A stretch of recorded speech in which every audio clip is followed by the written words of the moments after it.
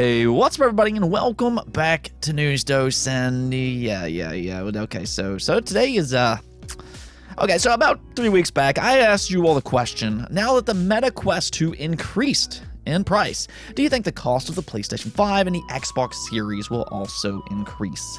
Now, the wide majority of you all at the time voted no, this will not happen. Now, this was just 3 weeks ago, and in fact, I agreed with you all, noting that the competition within the console market would keep this from happening.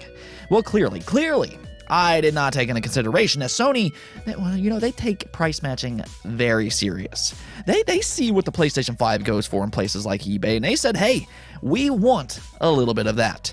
And just like that, arrogant Sony is back with an official price hike, and yes, fans are furious. So we're going to talk about that today, and I'll just kind of give you some of my raw emotions about this entire unprecedented situation. Now, we do also have a new Xbox Sega rumor to talk about, because why not? Another Sega acquisition rumor seems to be circulating right now because of a recent interview, so yes, we're going to very much discuss that. As always though, before we get into things, if you're not subscribed and if you do like gaming news, make sure to hit those buttons below. Like, subscribe, and of course, join the notification gang. Join our little community here because, you know what, we're awesome like that, and you know what, I want you all to be awesome too. Let's go ahead and get into the video though, and we do actually have some good news today. That's always my favorite things to talk about on the channel, especially when we get release dates anymore. I mean, by this point, we're just so used to hearing about delays that it's almost shocking when a game doesn't get a delay anymore. But yes, Pentiment is now officially set to release on November 15th. Now, this is a first-party Xbox game, so it's only coming to Xbox and PC for $20, being more of a budget title. And of course, it's also set to launch day one into Xbox Game Pass. You always gotta love that part there. This game is rather interesting, though, in the aspect that it's coming from Obsidian Entertainment and Josh Sawyer. Josh Sawyer has worked on some great games in the past, including Icewind Dale, Fallout New Vegas, and then most recently, Pillars of Eternity, so we're talking about some of the better RPGs that's released within the last 20 years. So with him being the director for Pentiment, you know, that is intriguing, and this is a rather unique game. It's described as this historical RPG where you investigate a series of murders in the 16th century. Obviously, a big focus is on its storytelling, and I do like its premise. It's different and just kind of its own thing, and I like that about it. Admittedly, though, I'm not necessarily a huge fan of its art style per se, but I think some people will like it, and it does kind of fit with the era here. And again, because the people involved in this project, I'm optimistic for Pentiment. At the very least, with it coming to Xbox Game Pass day one, this is a game very much worth keeping an eye on when it releases on November 15th. So just go ahead and mark your calendars there. Now, Nintendo, they also made the news for what looks to be a new addition for their games. We all know just how much PC fans love Denuvo and DRM, right? Well, wrong, actually, but it does appear that Denuvo is coming over to the Switch. You can take a look over here at this tweet where it says, Denuvo by Erdetto launches the first Nintendo Switch emulator protection technology to safeguard games launched on Nintendo Switch. You can then take a look at their official statement that says, Nintendo consoles have long suffered from piracy issues and the Switch is no different. Even if a game is protected against piracy on its PC version, the released version on Switch can be emulated from day one and played on PC, therefore bypassing the strong protections offered on the PC version. This can happen with any of the numerous games available on Switch. By preventing piracy on Switch while blocking unauthorized emulations on PC, studios are able to increase their revenue during the game launch window, which is the most important period in regards to monetization. The Nintendo Switch emulator protection will ensure that anyone wishing to play the game has to buy a legitimate copy. As with all Denuvo solutions, the technology integrates seamlessly into the build toolchain with no impact on the game experience. It then allows for the insertion of checks into the code, which blocks gameplay on emulators. Now, it's that last part there that's just so laughable here. Denuvo is pretty infamous for impacting performance with things like micro stutters, and that's why most fans hate when games add Denuvo. Every single time, it just becomes this race for fans to remove it as quickly as possible, and not necessarily for piracy-related reasons. It's kind of like Well, yes, it slows down piracy, which, that's a good thing. But at the same time, it almost feels like legitimate customers that pays for their games are being punished because of its performance problems. And then there's its online checks, which can also be annoying, especially when you start to consider the Switch is a hybrid handheld console. There will be times where fans take their Switch on the go because, it is a handheld, and then here comes the online Denuvo check to see if you have the rights to play said game. So it's pretty easy to see why fans don't necessarily like Denuvo. Now, at the same time, the Nintendo Switch does have a problem with piracy, and that's what they're kind of trying to stop here. We saw that with Xenoblade 3 as it was playable on PC before it even launched. So this is becoming more and more common for Switch games, but without a doubt, there will absolutely be some concern from paying customers in regards to the addition of Denuvo on the Nintendo Switch. Alright, so let's go and talk about PlayStation because I have a lot to say about this. They did make it official today that they're raising the price for the PlayStation 5 in several markets. We can actually take a look over here at their blog post where Jim Ryan posted this. The global economic environment is a challenge that many of you around the world are no doubt experiencing. We're seeing high global inflation rates as well as adverse currency trends impacting consumers and creating pressure on many industries.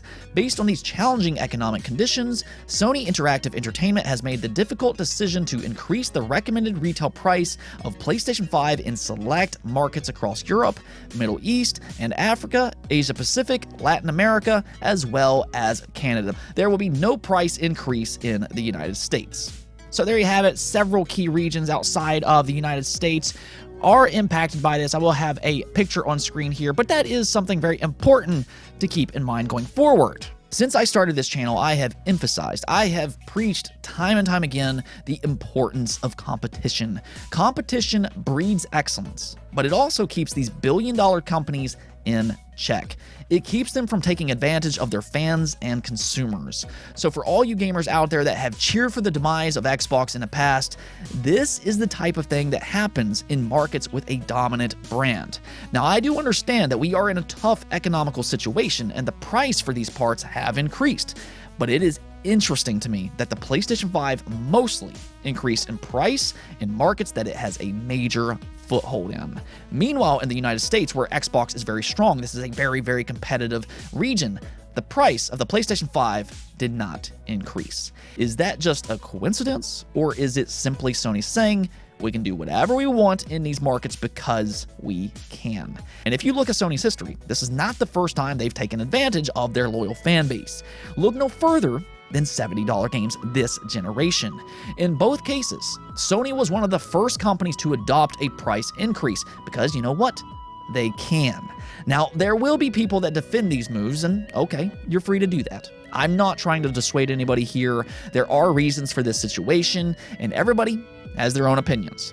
As for me, because Sony has shown a track record for things like this in recent years, it to me is a major concern in how they treat their consumers and how they treat their fan base.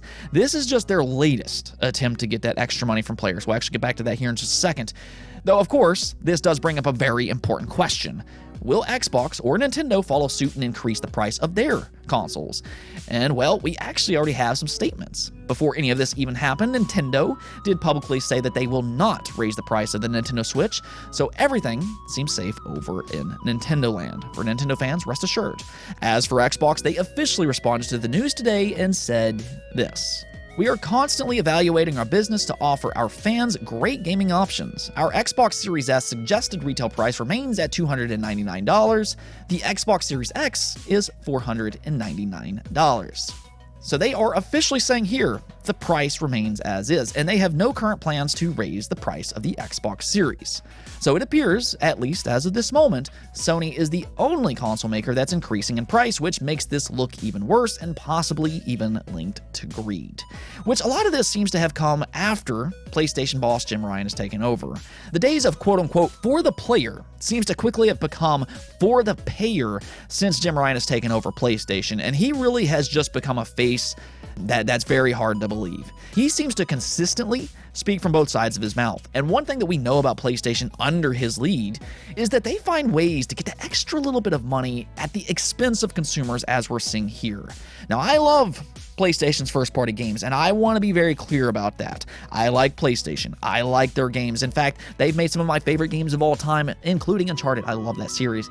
But their business and their PR in recent years, that's what's under scrutiny and has been the case for quite a while now. Price increases for their games, price increases for the consoles, paid upgrades for PlayStation 4 games to the PlayStation 5, trying to hide the fact that Horizon Forbidden Dawn was $10 cheaper on the PlayStation 4, and you're starting to notice a trend with Sony under Jim Ryan's lead. Meanwhile, Nintendo and Xbox are sitting still, which is very welcome to see. Hopefully they stick to that. I guess we'll kind of see about all that. But it will be very interesting from this point forward on whether or not any of this will impact the PlayStation 5, and if it will still sell out in those regions pretty much immediately. That there will be a thing to watch out for, but this is very unprecedented to say the least. As someone who didn't believe that this would happen, I said that publicly on this channel, and clearly, I was wrong. I am actually surprised by this news. I wasn't expecting it, and maybe I shouldn't be surprised. They're also charging $70 for The Last of Us Part 1, despite that game releasing like 3 times in less than 10 years. But I am surprised, and without a doubt, it appears, at the very least it appears, arrogant Sony is indeed back. Now, we do also have an Xbox story to go over because that yearly conspiracy that Xbox acquired Sega is back once again. Yeah, we've heard this same rumor for what feels like 20 years by this point, and I guess in the minds of many gamers out there, it's been a done deal for a very, very long time.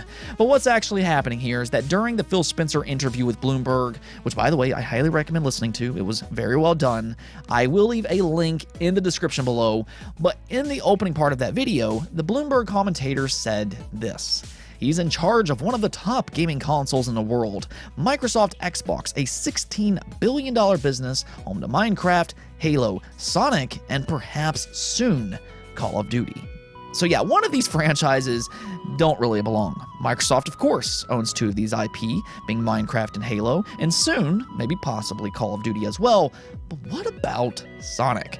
Why was it claimed in this video that Xbox was the home to Sonic? Immediately, the speculation kind of began that this could be linked to another acquisition that hasn't quite been made public yet. Maybe they let it slip here that Sega has been acquired by none other than Microsoft. Yeah, I saw this rumor circulating last night on Twitter, and I just kind of laughed about it because it's not happening. I'm pretty confident in saying this, but this entire rumor is based on a mainstream outlet misspeaking. This didn't come directly from Phil Spencer, it didn't come from Microsoft, Xbox, or anything like that. This here was from a Bloomberg voiceover and nothing more. Now, I think most people do kind of understand that, especially if they watch the video themselves, but because there are Twitter users out there sharing this quote and some fans haven't really seen the video themselves, I think it has kind of diluted where this quote actually came from. To me, it just kind of comes off as spreading misinformation. Maybe some of these places are joking, I'm not really sure, but some people, it does seem like they're taking it serious, and that's why I wanted to talk about it today. So if you saw this quote being passed around on Twitter, don't look too far into it. For that matter, and I've spoken about this before, Microsoft, they're not going to acquire another game studio until they get Activision Blizzard through regulations. Now, after all that, maybe then we can kind of come back to some of these type of conversations, as it does sound like they will remain on the hunt for more studios. Maybe not Sega per se, but all that's kind of down the road. They certainly aren't buying a studio right now, especially a company as big as Sega. You're talking about another major publisher here, and let's just kind of focus on Activision Blizzard for the time being. That there is the most important thing for Microsoft, as is, that's currently under scrutiny. And in fact, Phil Spencer spoke to that in this very same interview. He does sound confident about the acquisition, but he also understands from a regulator's point of view on why they need to take a closer look at what's going on. Let's go take a look at the poll of the day, though, where I asked you all, do you look forward to movies and shows based on game-related franchises that you enjoy? And as you can see here, 54% of you, being the majority, said no, while 39% of you said yes. So, there you have it. It looks like most of you all actually do not like this, which, I guess I can't really say that I'm overly surprised. Game-related shows and movies do have a reputation for not necessarily being all that great. But at the same time, I am with you all that said, yes, I still find myself looking forward to some of these projects. Maybe not all of them, and I do kind of expect Hollywood to disappoint me, as some of you all mentioned in the comments below. But every once in a while, there's a good translation. Detective Pikachu, I thought that was pretty good. I like the new Sonic movies, those are a fun time. And even though Uncharted was poorly casted, I mean, come on. But even then, I still found it to be a fun overall movie. I mean, I'm not saying it was great or anything like that, but fun nonetheless. I guess I just like seeing these worlds expand and reach a broader audience. I mean, not everybody necessarily plays games, and actually my wife, she doesn't really play games outside of Overwatch. And that's one of the reasons that I'm looking forward to The Last of Us show. I think the story of the first game was just so captivating, and I hope the show stays faithful, because I'm very much looking forward to seeing my wife's reactions to its story and its characters. However, when it comes to movies specifically, for the most part, I do look at game-to-movie adaptations about the same way I do books to movies.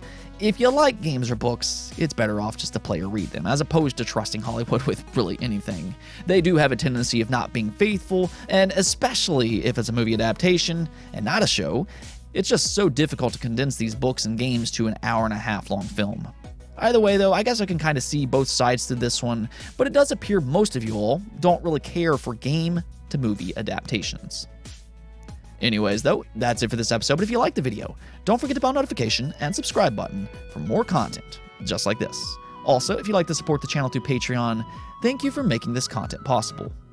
Peace out.